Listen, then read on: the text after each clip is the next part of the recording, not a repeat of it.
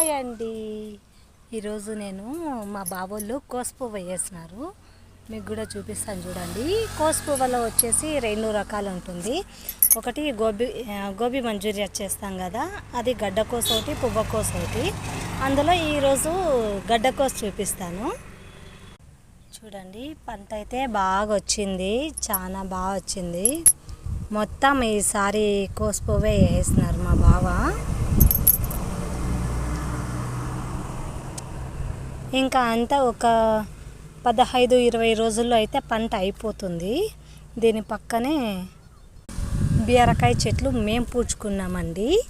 బోండా బజ్జీ అంగడి వేసినాం కదా, బీరకాయ బజ్జీలు ఇక్కడ బాగా తింటారని చెప్పి వేసుకున్నాము. పెద్ద పెద్ద కాయలు అయితే కోసి బజ్జీలు వేసి అమ్మేస్తాము. ఇవన్నీ చిన్న కాయలు. ఇంకా ఎప్పుడు అంగడి అంటాను కదా, ఈరోజు చూపిస్తారండి.